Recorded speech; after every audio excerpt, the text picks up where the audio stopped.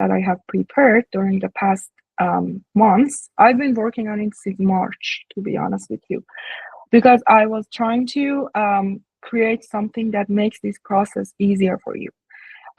Writing a personal statement is not easy, especially when you get into the middle of it. You feel stuck. It's not easy to get on track and finalize it. So I decided to present the workbook that I have created and walk you through the steps so that you'll be able to use it whenever you want later, and kind of feel more confident on writing a personal statement after this session. So this workbook will be sent to you complimentary after this session, and you'll get lots of chances to practice into it and use it whenever you want. I'm going to start with brainstorm because I do feel that starting is the most challenging step and part of any kind of process. So if you brainstorming takes time and patience, but if you give it enough time and patience, then I promise you'll be able to craft your personal statement more successfully and easier down the road. But it's hard. I know that it's hard to sit with yourself and recall as much as you can and recall your experiences, recall even from your childhood. You should dig into your earliest memories if you want to do proper brainstorming. That's why it gets harder and harder to brainstorm, and knowing what to even conclude in the brainstorming list is even harder. And I have tried to make it a little bit easier for you by giving you some hints and guidance of what you can think of when it comes to brainstorming. Number one, it's list all your activities after high school. I put so much emphasis into it because I'm not talking about like those experiences that you had in your childhood or teenagerhood that made you interested in a special field or career. But when it comes to activities or special experiences, I want you to focus only on those after high school, nothing before that, unless it's something very special about your life, okay? So this can conclude any kind of job, volunteering or community involvement. It's kind of like a recap of your resume and your CV. So recall as much as you can. Even a one-day volunteering that you did during your first year, you can conclude that. Then you will start reflecting on your journey to dentistry or any other profession you're applying to, dentistry or medicine. That means what made you interested in the field exactly? What made your what inspired you to start this journey? It can be again a pivotal moment, something that it's really meaningful to you, something that happened to you back when you were a 5-year-old child. Those experiences that are unique to you, okay, and made you passionate about a specific field. And then the third part is you basically need to recall any kind of challenges you had, any kind of motivational moments you've had, any kind of specific moments you've had, and then try to tailor that to your life story, okay? If you go through all the explanations, you'll get a better idea of what that hint means. And your undergrad journey, I put so much emphasis into undergraduate years. I'm gonna later on touch upon that again. But after all, undergraduate journeys, you pick these 4 years or at least a 2 year of undergrad to be prepared to get into a professional school. So I emphasize on undergraduate years so much. So you recall any kind of achievements you've had during those years, any key courses you've taken that made you even interested in that specific field, or even spark your interest in that specific field, or even if you took a specific courses for the sake of fulfilling the requirements of professional school. But recall as much as possible, especially if that's a course that you've got a good grade in it, or the opposite, a course that you failed, if you have, or a course that you had to withdraw. This section is about those kind of experiences in undergrad, and then we finalize the brainstorming with highlighting core skills and qualities. This is something important. This is the moment that you need to sit with yourself and dig into your personality, who you are as a person. Write down as many as soft skills possible, soft skills that you have developed or you see in yourself, because you're gonna use every keywords out of those soft skills later on in your personal statement. Also, you will start talking about the qualities you have developed, any accomplishments you've had, again, out of undergraduate years in your life, in general. It could be art, sport, hobbies, or anything else. And even what your goals are. You need to think about that. How do you see yourself contributing in that special field that you're applying to? How do you see yourself contributing to society as a human? So as I said, brainstorming might look like a short summary that we start writing in 5 minutes or in an hour, but there is more to it. Like, you should be so patient when it comes to putting down your cover all of these and putting them down, whether in bullet points or complete sentences. After you're done with brainstorming, then you'll get to begin writing down your personal statement. So before getting into the first draft and how to craft it, I want to just touch upon the structure and outline of personal statement. This is not necessarily about the structure and outline of like all personal statements that the schools might require.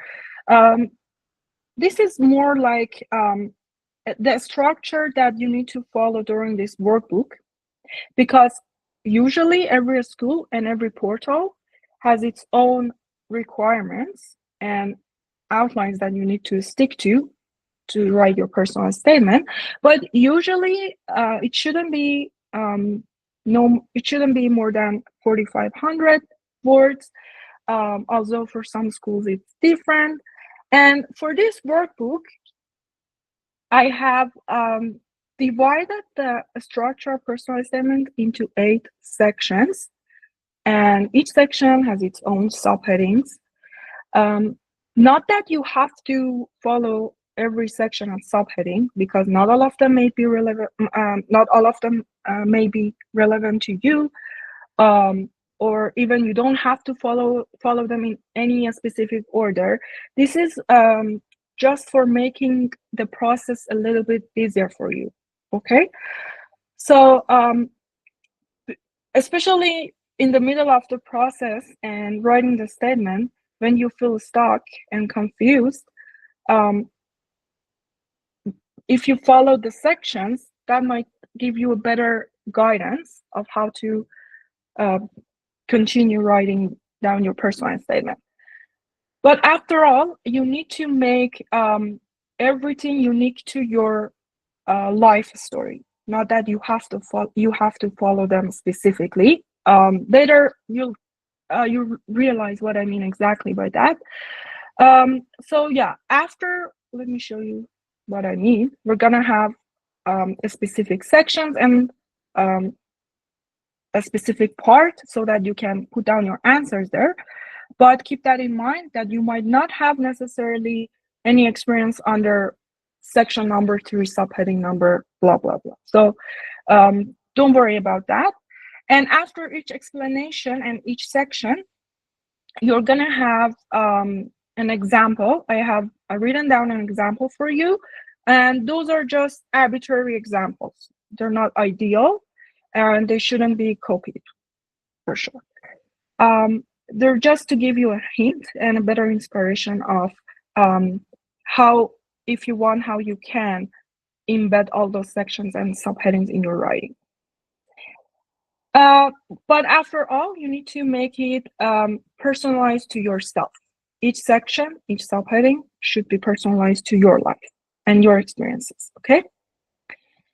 And I know that some of you are applying through, let's say, AED SAS, and you have to submit one personalized statement. In that case, maybe the final paragraph of your personal statement can be tailored to why you're applying to American schools as a Canadian. But if you are sending a personal statement specifically to, let's say, U of T, or I don't know, Manitoba Dental School, or any kind of graduate school, you should tailor that. You should tailor your personal statement to that specific schools, for sure.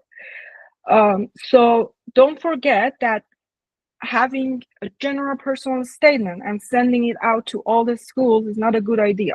You need to make it personal to that specific school, unless you are sending it to a bigger portal, okay? And after completing each section and subheading, don't forget to go back, read it as much as possible, edit it and refine it, and even ask other people to review whatever you have written to see if it makes sense at all or not, okay? Now let's move on to how to craft the first draft of personal statement. Do you have any questions for me?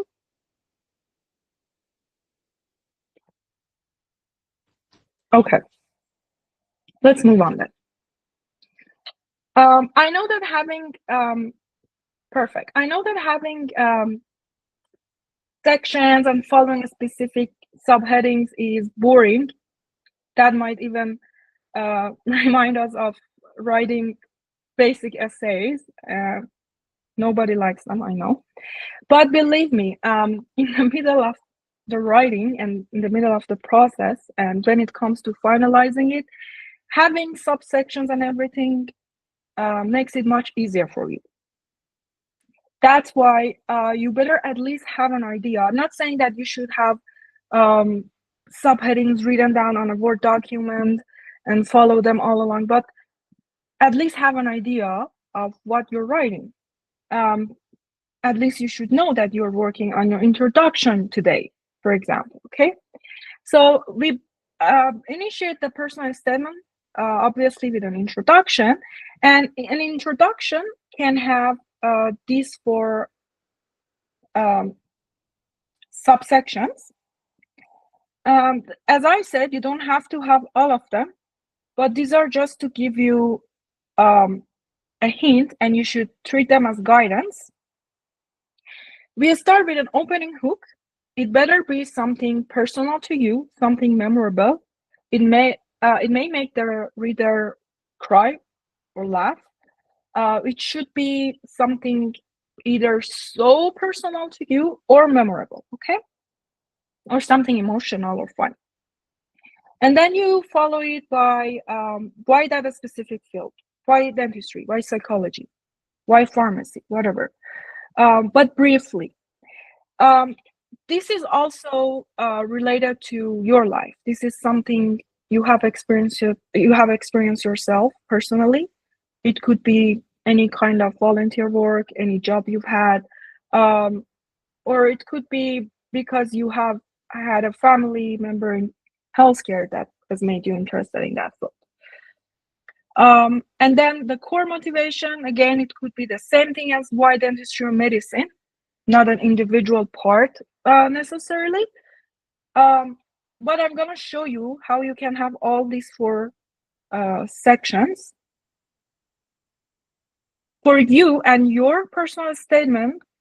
Specifically, these two sections, why dentistry and your core motivation, might not be different, but just to give you a hint. And then by the end of the introduction, you better give a preview of the key themes that you're going to cover later on in your personal statement. Like briefly mention whatever you're going to, how you're going to introduce yourself and whatever you're going to cover in your personal statement to the reader. Okay, we have an example here. You can read it later. As I said, after reading it, you'll realize how it's possible to cover all different sections in just 1 to 2 paragraphs. And then we move on to the next section, is academic and professional background. I said earlier that I put so much emphasis into academic, into undergrad years and your bachelor's journey, because that has been meaningful. That has been a meaningful kind of life part of all of us lives, right? So I mean, we have put so much effort into completing the required courses, completing all the requirements, all the courses and everything undergrad, and that's undergrad that has made us that has given us this possibility to be able to get into a professional school and even show that we are competent candidates and show them that we are capable of entering into the school. So I'd like to admire those years and discuss it before anything else. So that's why I have this part, academic journey, undergraduate years before anything else, but it's up to you if you want to start your personal statement like this or not, because we're going to have thousands of possibilities of how to write your personal statement, right? But if you want, you can start with that. You can start introducing yourself to the reader, to the admission committee, by covering what programs, what was your program study, what was your specific experiences during undergrad. You will start preparing the reader about all those years that you've had in undergrad. And you tailor it to the skills that you have developed during those years. During undergraduate studies, you make it even relevant to the field that you are applying by bringing up a specific course that you have taken, for example. And you even bring up all different kind of soft skills that you have developed out of those experiences. Let's say you have been involved in a research project during your undergrad and you want to cover it right here, because that's a bold part of your, that's a highlighting part of your application. So you can even bring up what a specific skills you have developed out of that research project. It could be scientific reasoning. You bring it up with an example here in details. I'm going to show you what I mean in details, but you need to cover, if you look into the first sentence of the second paragraph, if you want to show that you have been involved in a research lab, you need to say specifically what was the name of the lab, what the name of the professor was, during which time frame you were involved in that research. So by details, I mean those specific details about your experiences. And then any kind of challenges that you have overcome during your undergraduate years. Later, I'm gonna talk about bolding your challenges and weaknesses again, but don't forget to mention them here. Talk about them genuinely. Why not? Even if you had to withdraw a course during your undergrad, this is where you need to cover it. Even if you have failed a course, because there's gonna know about it anyways, right? But rather you try using it as kind of as a strength. You make it kind of a strong point of your application. So you will start talking about any obstacle that you have overcome, and you mention what you learned out of it. This is very important to cover what you learn out of a specific challenge. Not that just saying that, yeah, I felt I had to retake some prerequisite courses during my undergrad. So now what? Right? You need to mention what you learn out of it. And again, research or clinical experiences, if you have been involved in during your undergrad, especially if it's relevant to the field that you're applying to. And you need to explain the role you had, the tasks that you were responsible for in detail. There is another example here of how you can cover all those sections. We have 3 paragraphs here. You can read them in details later. Okay. Now that we are done with undergraduate years, you can start covering any kind of extracurricular and activities out of school you've had. It can be even related to school, but if it's something bold and something like if you have been, let's put it this way. If you have been a vice president of a club during your undergraduate years and you want to show many capabilities that you have gained out of that experience, and you want to mention what roles you've had, you want to show the reader that you have developed many qualifications out of that experience. So you better give it a specific section after those previous undergraduate years. You know what I mean? So depending on what kind of qualifications and experiences you want to cover, you can then start writing about any kind of extracurricular activities you have. As I said, not necessarily out of school. It depends on your experiences. If they're long enough, then it's their turn to be here. Any shadowing experiences you've had, if you have shadowed a physician or a dentist, you bring it up here in details.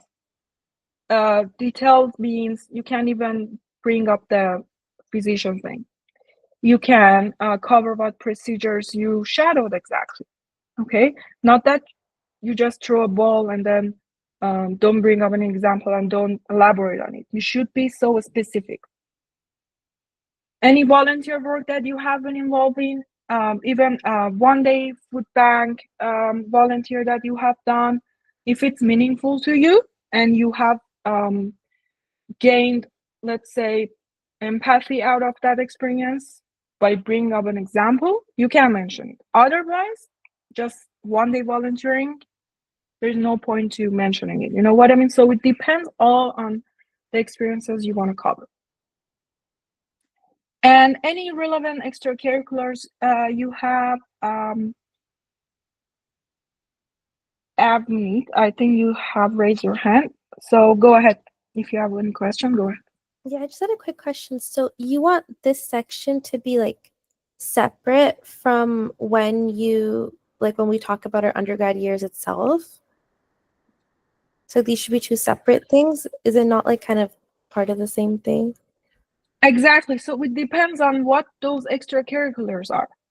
If you have been involved, if you have done 500 hours of shadowing, whatever, 5 hours of shadowing, and you want to talk about it, at least you want to write 200 words about it, then it's going to be a separate section. You can't conclude that in undergraduate years. You know what I mean? But if you have been involved in a club during your undergraduate years, then it's basically the last. It depends on your resume. Okay. If you have been involved only in clubs and activities that has been at York University, then it doesn't matter. You can bring it up either in section 2 or in section 3, because it doesn't matter at all. You have to follow and link them perfectly and follow a smooth transition. Okay. That's all it matters, you know? Okay. Thank you. No worries.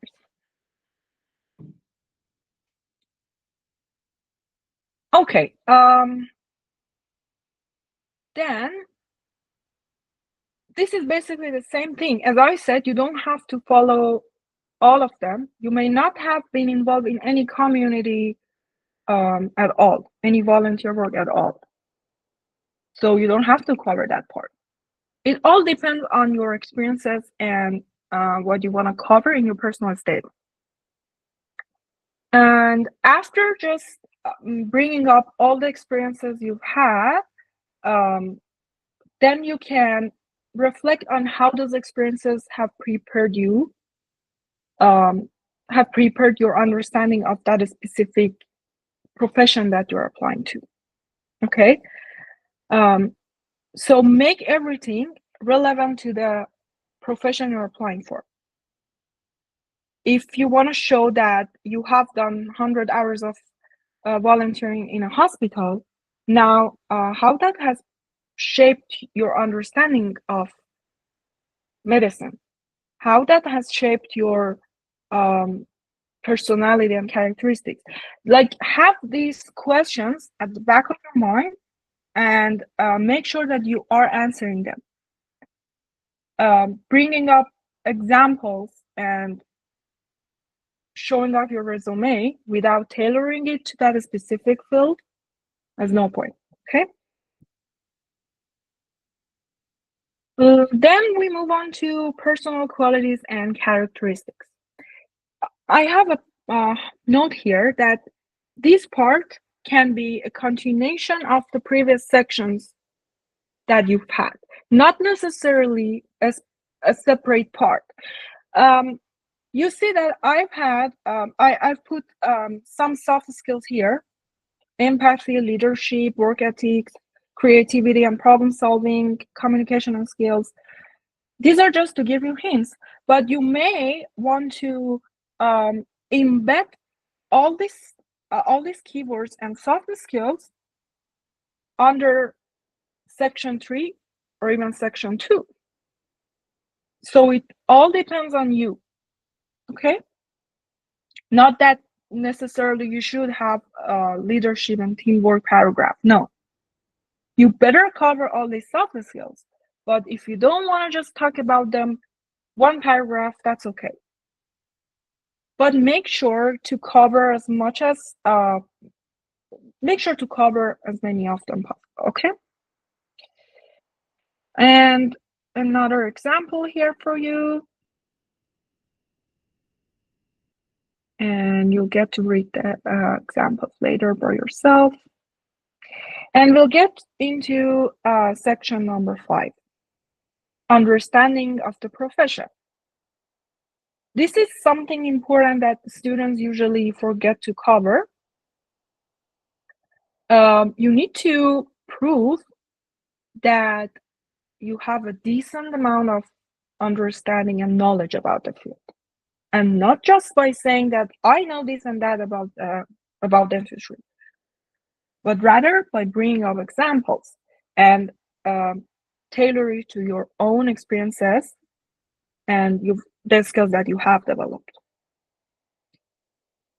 For example, here I have different subsections that you can think about.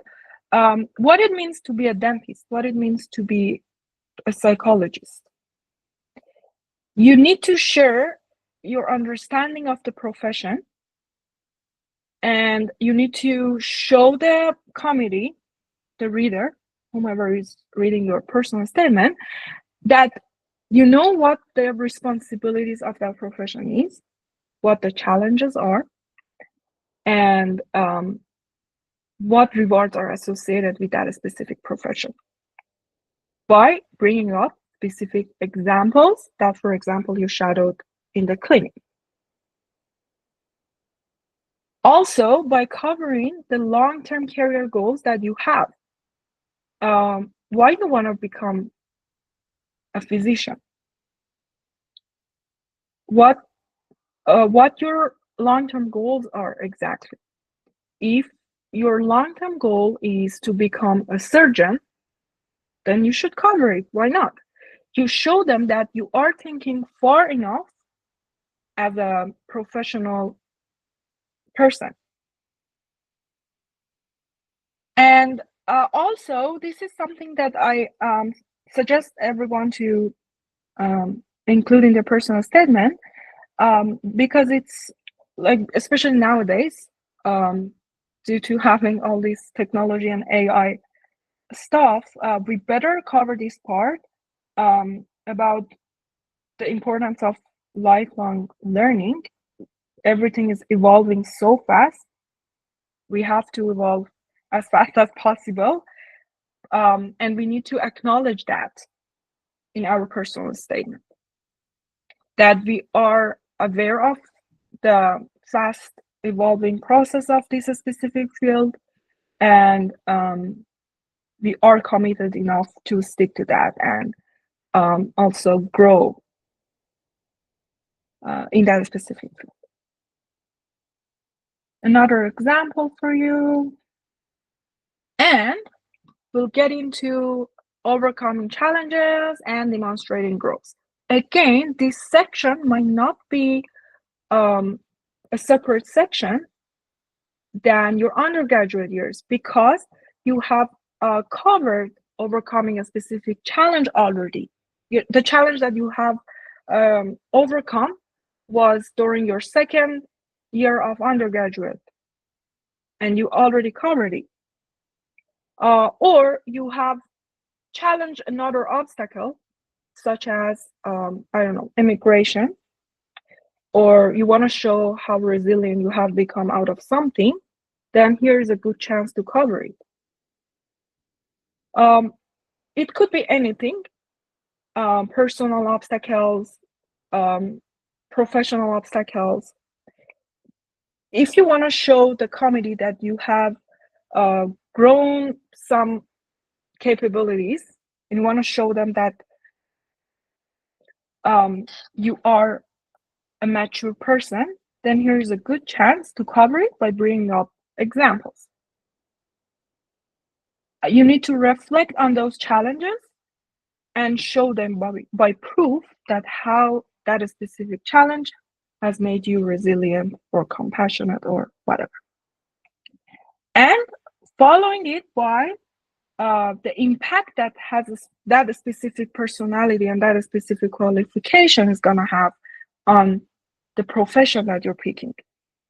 You need to discuss how overcoming that specific challenge has made you a stronger person that is ready to get into that professional program. Another example here for you. This example, for example, this example is covering just these three subsections for you, just to give you a guidance. And why this is good? Don't forget to cover this question.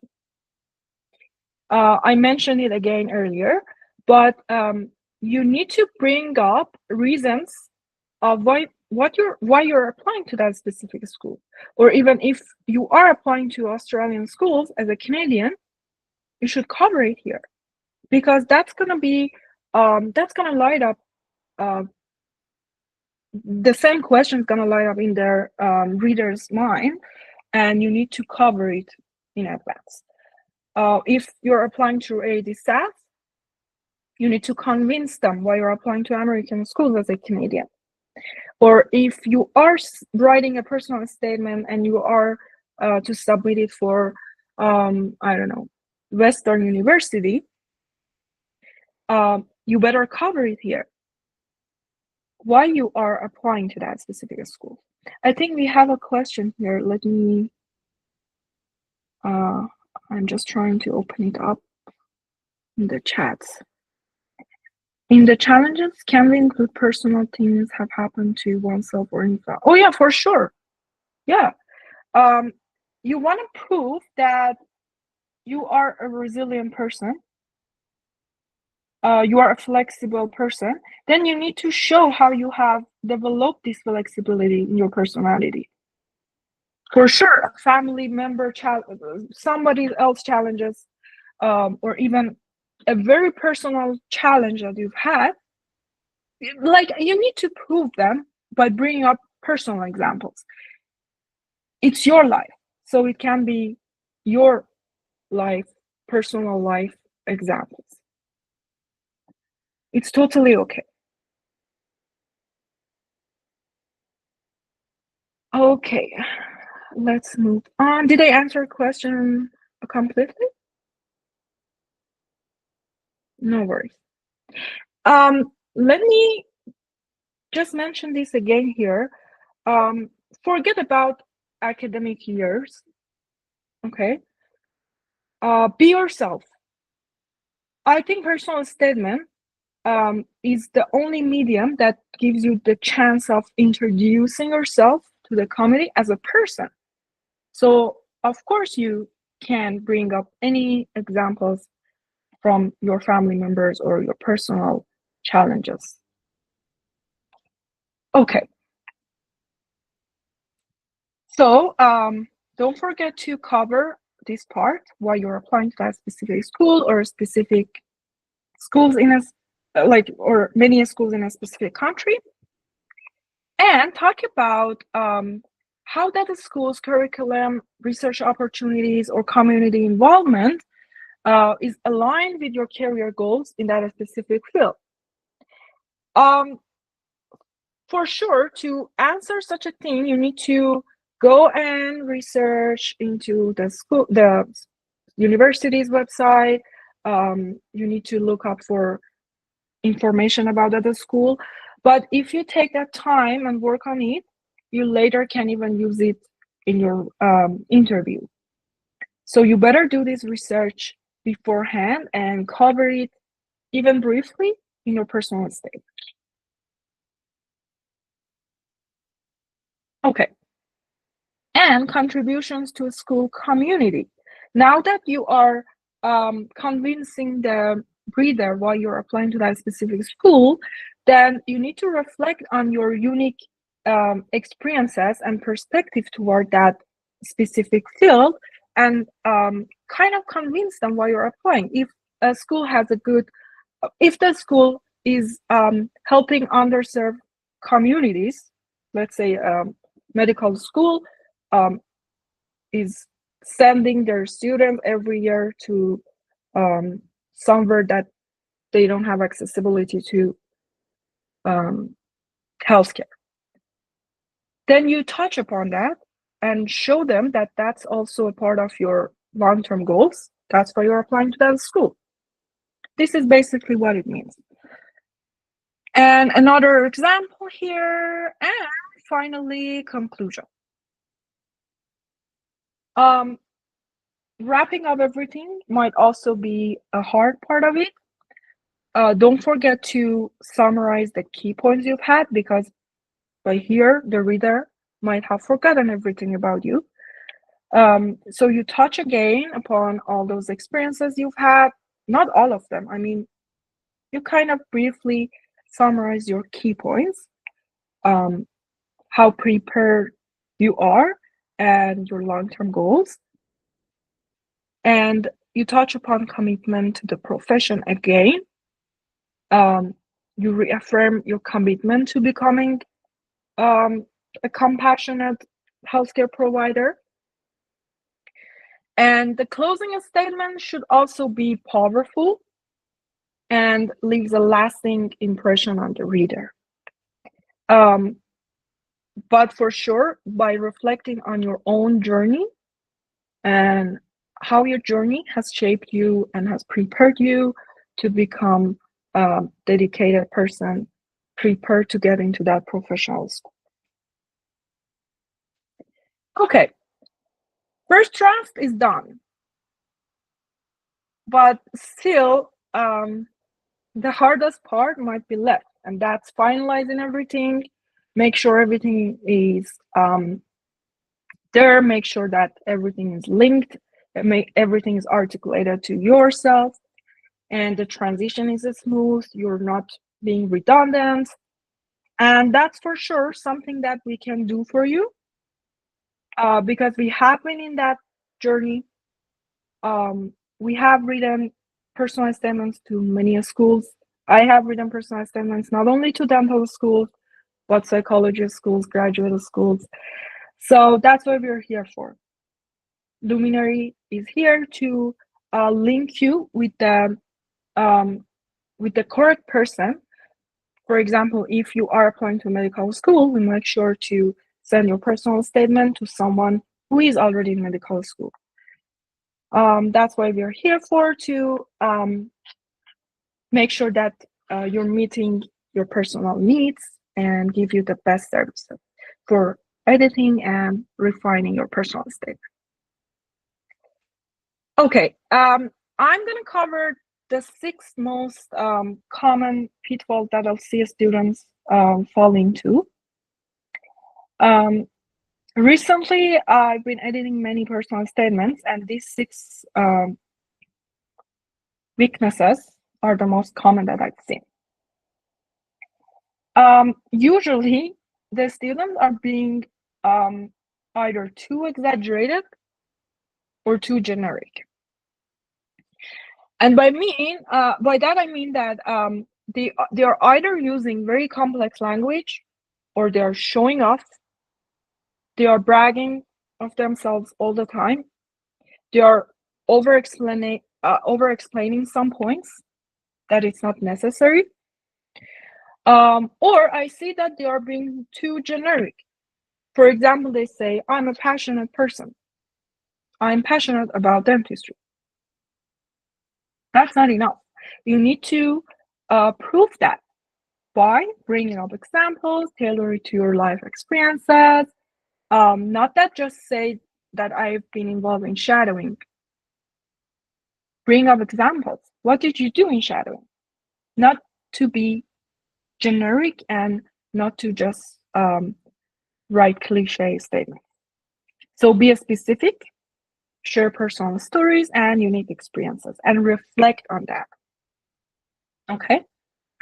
And on the other hand, as I said, you should be clear. You shouldn't be over-explaining at all. If you try to sound smart, the reader is smarter and they'll notice it. Another mistake that I see students make sometimes is being superficial. That's basically the same thing as being too generic and bringing up general statements, because they forget to reflect on their experiences, reflect on the achievements and experiences, and their personal statement turns into a resume more than a personal statement. So don't forget to reflect on how that experience have shaped you as a person and have prepared you for that specific field of study. Also, this is something that I don't blame students for, but if you want to sound more professional, you better ask a professional to edit and refine the statement for you. And that is when it comes to using layman terms specifically about that specific profession. Like, I remember I read a personal statement and the student was using the word, like she basically wanted to say how her sister's overbite made them to go and visit different dentists back to back, and that's where that story made this student interested in that specific field in particular. But honestly, she was using the word overbite wrongly there, because everybody has an overbite, and as a profession, I wanted her to sound professional too. So I asked her for more information about her sister, and I found out that she's mentioning a deep overbite. So if the reader is gonna be a dentist, let's say, we don't know, then they might get even confused. And on the other hand, if you are showing them that you have a decent amount of understanding in that field, then you cannot convince them because you're using layman's terms and not professional terminology of that profession. Or I see that students write down dental cleaning while we normally don't use that term. We say debridement. And I'm pretty sure if you are applying to, let's say, medical school, You may be using some layman's terms, and we don't want that to happen. That's why we recommend you to get professional help from a professional student or somebody in that profession. You may have a family relative in the field. Ask them to read your personal statement. Don't be shy. Also, another pitfall I see is not mentioning any weaknesses, and that's too bad. You should be as genuine as possible. You shouldn't be lying to the reader. You need to even bold your weaknesses. Don't be shy about it. Everybody has made some mistakes in their lives. No way that you have developed some specific qualifications and skills without doing mistakes. So you want to show that you have become a resilient person and a detail-oriented person. How? You need to bring a proof. Probably you have had a challenge and a mistake. Then bold it. If you show what you learned out of it, then that's okay. And another mistake that I see students make is lack of careful revision. That's because they start writing their personal statement late. And believe me, this is a long-term process. You need to take your time. Give it some time, even when it comes to editing and refining. You need to be patient. You may have had this experience that when you read something or you feel something today, you're gonna feel different about it if you start reading it again tomorrow morning or in a week. So give it some enough time to make sure that you are writing a remarkable personal statement. And we are done for tonight's session. And we can now answer as many as questions you've had.